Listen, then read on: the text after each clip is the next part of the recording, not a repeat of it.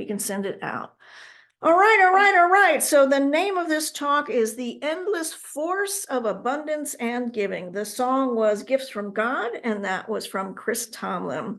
We're going to be talking about the Kabbalah and the teachings on abundance, shefa, how the Kabbalah understands abundance. We'll be talking about prosperity is yours. You just have to claim it. That's by Chaim Solomon. We will be talking about 7 concepts from living the Kabbalah that can redirect your abundance. We will be talking about scripture as we always do, and today we will be focusing on the word receive.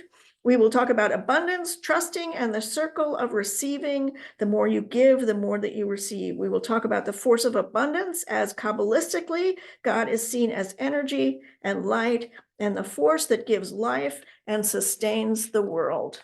So we're going to start with these 7 concepts from living the Kabbalah that can redirect your abundance.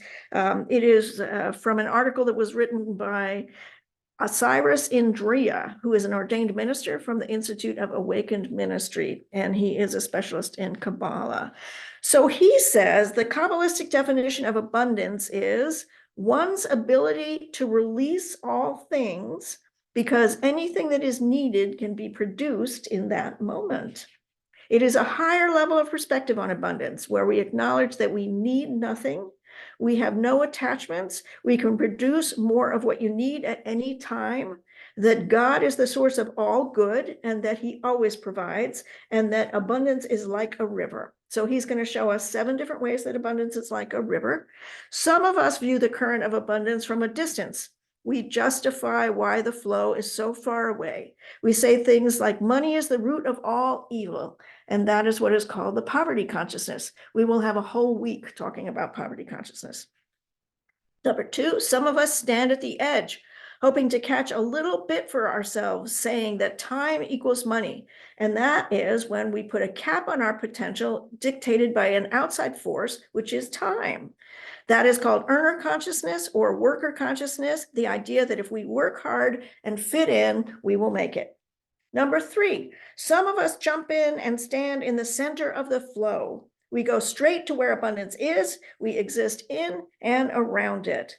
We need to learn quickly how to stand stably in the flow and learn how to go with it and navigate its currents. Number 4, once in the river, we can try to catch and to hold the flow. The truth is that abundance is everywhere, and that the belief in scarcity and separation is what prevents us from having more access to what is there. We need to find a way to keep abundance flowing while having the flow work for us. Number 5, we can create a powerful system to put the flow to work for us. Rather than stop the flow, convert the flow of abundance into energy that we can directly apply to accomplishing our desires. Plug into the systems that already exist, that we are standing on the shoulders of those who have succeeded and have gone before us. Number 6, once we have created a system which works for us to be stable in the abundant flow, we can be open to other methods because we are multidimensional, multifaceted beings with the ability to imagine and manifest life. Number 7, all this is possible because we are all created with the ability to have abundance. We are eternal spiritual beings. The Kabbalah calls each of us a dethroned sovereign who has lost our crown. We wander through our kingdom, our nobility forgotten, hesitating and waiting to be told what to do next. So we're going to talk about what to do next. We're going to talk about that. So shefa. Shefa is the word that the Kabbalah uses to talk about abundance. The Kabbalah's term shefa says that the whole point of creation on one level is to be the recipient of God's goodness. In Genesis, God continually is seeing the process of creation and the creation itself as being the embodiment of good.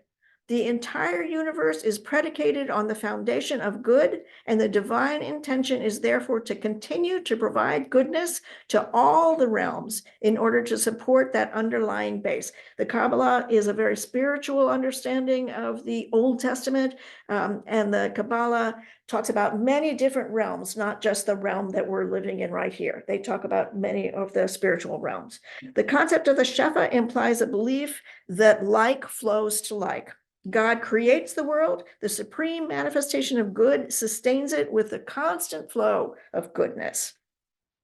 Shefa literally means abundance, goodness that comes from a higher level of existence. It is a specific form of light sent down from God and drawn down by us. It is the light of intended good, and the specific benefit is meant to add new vitality to the world, to enrich the experience of all who dwell here on earth. It comes as a blessing to provide enlightenment, transformation, and wisdom on a spiritual plane, the evolution, growth, and empowerment on a psycho-emotional plane, and resources, wealth, and opportunity in the material world. The shefa is a dimension of the light of Sfarot. So we talked about Sfarot quite a bit. I'm just going to do a very, very quick listing of the 10 in a minute. It comes from the Sfarot called Chesed. Chesed, the light of Chesed, is the force that gives life and sustains the world and all that is in it. So the Sfarot is the 10 spheres on the tree of life. You've probably all seen pictures of the tree of life, which is the manner in which consciousness or God expresses itself in creation. Sfarot is also identifying the human self and the internal machinery that controls the intelligence and the emotions. So there are 10 Sfarot: Ketar, which is the crown, which is conscious intellect; Chachma, which is wisdom; Bina, which is understanding; Chesed, which is kindness, love, and charity; Guvara, which is discipline; Tiferet, which is glory; Nesach, which is victory; Hod, which is splendor; Yesod, which is the vessel to bring action; and Malkut, which is the kingdom. So I've talked about all of those in two other of my in my talks. I will give links to them when I send it out. But if you Google Sfarot, it will talk about all those 10 different pieces of the tree of life. So shefa is the energy that emerges from the light of the chesed. The function is to bring blessing, benefit, and enrichment to all the higher realms in general, and the world, this world in specific. It is the energy flow of the chesed that is that of the life force, the energy that enlivens both the higher level of existence as well as our own. Without it, the universe could not exist. Chesed's energy is the lifeblood of creation, and its flow is a divinely ordained constant, meaning it is constantly coming to us. Shefa is sent down from Chesed by divine direction, but is also drawn down to our level by need, circumstance, in response to human action. Chesed is sent down from above as a sustaining power, but shefa is a blessing and abundance as a flow that is regulated. It doesn't come all down in one big force. If there is a true need for blessing, healing, and manifestation of goodness, we have to seek it actively. We need to request it and make sure we are living lives in a manner that makes us deserving of a blessing, and we must be completely open to receiving it. As a result of our asking and living good lives, the energy we are generating ascends, goes up, and resonates into the Sfarot of Chesed. Chesed responds by increasing the flow of the shefa, which descends to our level proportionally to what we are asking and what we are needing. Abundance can come in many forms: physical or emotional health, prosperity and wealth, enlightenment and wisdom, love and support, community and friendship, insight and expanded awareness, spiritual development, and inner peace. When the shefa reaches us, our lives expand. We experience a life positively enhanced, an arrival of good in response to goodness. Centering our lives in doing good, sending our light upward, will stimulate the chesed, the source of goodness, to send down more of the shefa, the purpose of creation as it is manifesting in our lives. All right. So we need to talk about receiving, because if God is a constant source of all of this, we need to be ready to receive it. If we're not ready to receive it, we won't be able to get the benefits of this constant flow. So Mark 11:24, therefore I tell you, whatever you ask in prayer, believe that you have received it and it will be yours. Matthew 7:7, ask and it will be given to you, seek and you will find, knock and it will be opened to you. Luke 6:38, give and it will be given to you, good measure, pressed down, shaken together, running over, they will pour into your lap. James 1:17, every good and perfect gift is from above, coming down from the Father above, with whom there is no variation or shadow due to change. John 16:24, until now you have not asked for anything in my name. Ask and you will receive, and your joy will be complete. John 14:13, you may ask for anything in my name, and I will do it. Okay, so now we're going to move into prosperity is already yours. You just have to claim it. This is given a talk that was given by Chaim Solomon, who is at the Boca Raton Kabbalah Center. And he says it's all about changing our consciousness. Consciousness is everything. We know this already. A new consciousness is what prosperity is. In the Garden of Eden, in Kabbalistic terms, it's a metaphor, the perfect world where there was heaven on earth. There was no illusion, there was no doubt, and there was no fear. God had set out everything for us. The nature of God is to give all beneficence to all of its creation. Sin. So Kabbalistically, they don't believe in sin because they don't think that you can hurt God. You can't hurt God. You can make mistakes. And the mistake that was made is we separated the tree of life and the tree of knowledge. We separated the physical form and the spiritual form. We found value in money and not in the light of the Creator, and we put more value on the physical. Money is just a system of exchange. We decide what money is worth. The value is up to you.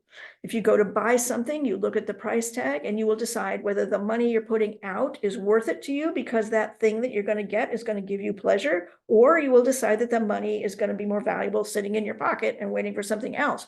But the point is, it's all relative. Every single person, when they walk up, $5 to somebody may be completely different, maybe $50 to somebody else. It's all relative to where you are in your living right now. So how to make money and give us lasting prosperity is the question. How to inject the light of God, joy into everything we have. If we have money in the bank, if we need that to feel prosperous, we are in the wrong consciousness, is what he says. We made the mistake, as Adam and Eve have. We have disconnected the spiritual from the physical. Our job is to reconnect the spiritual into the physical. The effort we must make is how to bring the spirituality into the physicality. That's the way we will enjoy all that we have. The light of the Creator is the source of our fulfillment. We learn how to inject light into everything. So he gives a couple of ways that this happens. In the book of Exodus, the Israelites were enslaved in Egypt. Now, Egypt doesn't mean the country or the people. We've talked about this before. It represents Kabbalistically our ego and self-centeredness and our selfishness and our illusion. So the fact of the matter is, although they were slaves, they weren't being beaten and abused. If they were, why would they keep asking Moses, why did you take us out? We had watermelon, we had cucumbers, we had fish, we had meat. It couldn't have been that bad if they are constantly wanting to go back. In this lesson, the Israelites went to the neighbors before leaving to go to Egypt, and they asked for all of their gold and silver. The Egyptians had suffered all of these plagues. They gave them their gold and silver to get them to go away and leave them in peace. But the Aramaic word, they didn't ask for it, they borrowed it. God is teaching a lesson that you don't really own it. We don't really own anything. Nobody does. We don't own our possessions. We don't own our family. We don't own our friends. We believe we do because we think we earned it, but it's not ours. It's still borrowed. The way to know that as a fact, he says, is that you can't take it with you. The only thing that remains after people die is the good works that they have done. And so he talks a lot, Kabbalah talks a whole lot about the good works. To awaken true prosperity consciousness, first you must realize it doesn't belong to us. We can't own it, but we can be great managers of it. The better we manage our talents, abilities, and possessions, the more blessed we are. That's the key. The more we inject light into all the things we do, the more enjoyment we will have. The second aspect comes from that realization that if the Creator is the source of all my good, in this case, all my prosperity, then the Bible says that of all this good, you must give 10% away. So we're now talking about tithing. Tithing is discussed in Leviticus, Deuteronomy, and Numbers. It's discussed quite a bit in the New Testament as well. In Numbers 18:25 to 30, the Israelites are told on several different occasions they are commanded to tithe from what they earn. In Leviticus 27:30, a tithe of everything from the land, whether grain from the soil or fruit from the trees, belongs to the Lord. It is holy to the Lord. So I listened to a whole lot to get ready for this. Rabbi Abe, I actually don't know his last name, but I listened to Rabbi Abe. Rabbi Abe says either you give 10% willingly because you want to give, or the Lord is going to take it. And the Lord is going to take it by not opening the channels fully. So he says, I've never thought of it that way before. It was a brand new concept to me, that if the Lord has this plan to have all of the channels open to give you abundantly everything you ever want, but if you are being stingy and holding on, the channels are not opened all the way. So it's as if he's taking his 10% by saying, you're not going to give it to me, I'm going to take it. I don't think of it that way, but it was an interesting perspective that God says, this is not, we're not asking you, this is a command. And there are commands all over biblically, and the Kabbalah talks about them a lot, about giving. Now, the whole point is it's about giving so that you can contain the circle of giving. The circle of giving, the more you give, the more you get. It's a circle. If you don't give, the circle does not have the ability to flow all of the time. So it's not, God doesn't need our money. I'll talk about that later. God doesn't need our money. It's about the flow. It's about starting the flow. Okay.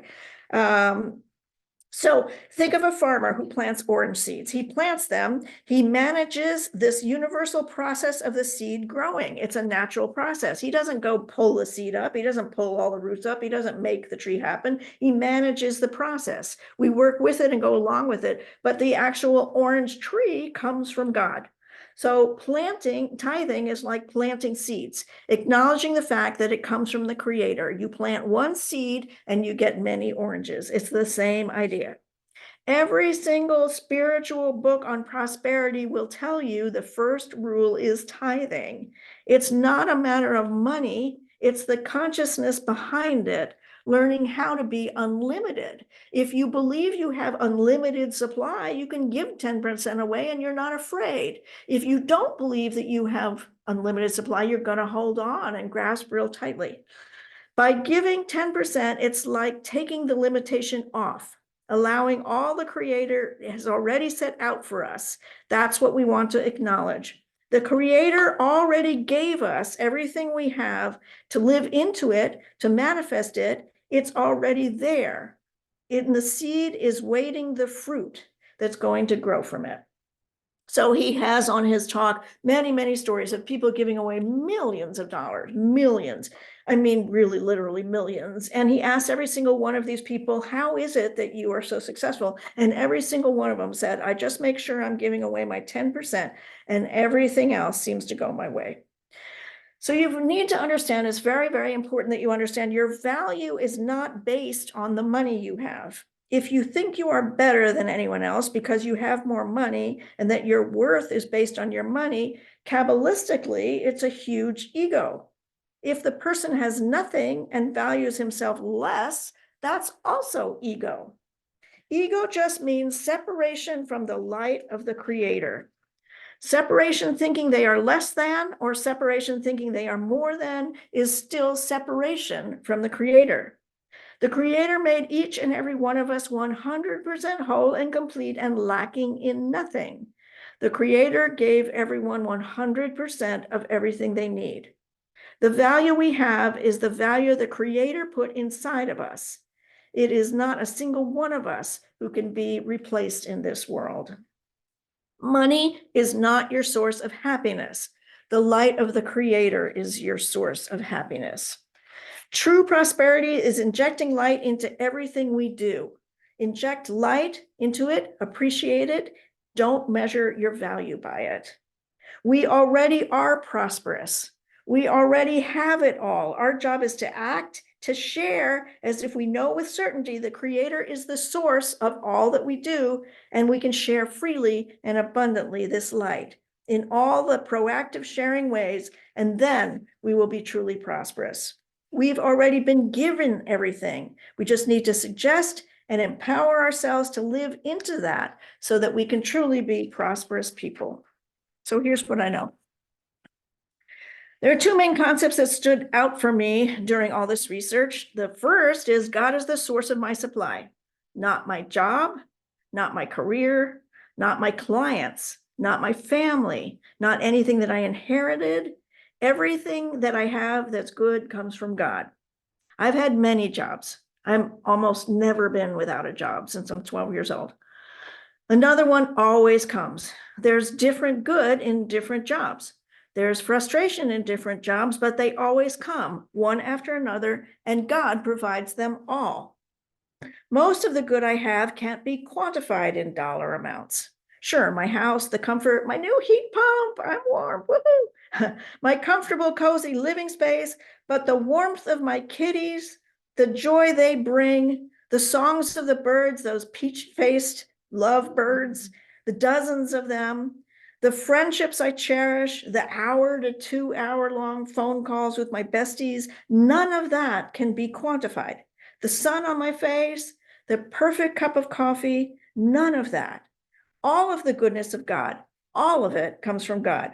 As I said in one of my other talks, it's all God. When we forget that is when we get into trouble. When we believe we have to please our bosses or stay in jobs when the benefits do not outweigh the challenges. Work is work. There will always be challenges. They are meant to stretch us. But when we consistently feel trapped and the negative outweighs the positive, it's time to go because God will always provide another job. God is who we are ultimately working for. When we forget that, fear steps in, and fear is always the opposite of faith. When we know in every cell of our bodies that we are being protected, watched over, and loved by God, we return to our core belief that God is good and provides good all the time. The Kabbalah teaches shefa. The blessing and abundance is sent down as the sustaining power, and the flow is regulated if there is a true need for blessing, healing, and manifestation of goodness. We have to seek it. That's why the scriptural word for today was receive. We must ask with the full anticipation of receiving, living in a manner which deserves a blessing, being fully open to receiving the blessing. Living in a manner which deserves a blessing brings us back to the giving and receiving equation. However much you give, you will receive back tenfold. So tithing, giving back to God, God doesn't need our money. What he needs is for us to give to others who are in need. Back in biblical times, you gave to the church because the church was the place where they were giving all of the food to the people that were hungry. They were feeding the homeless. They were giving them clothing. They were providing shelter.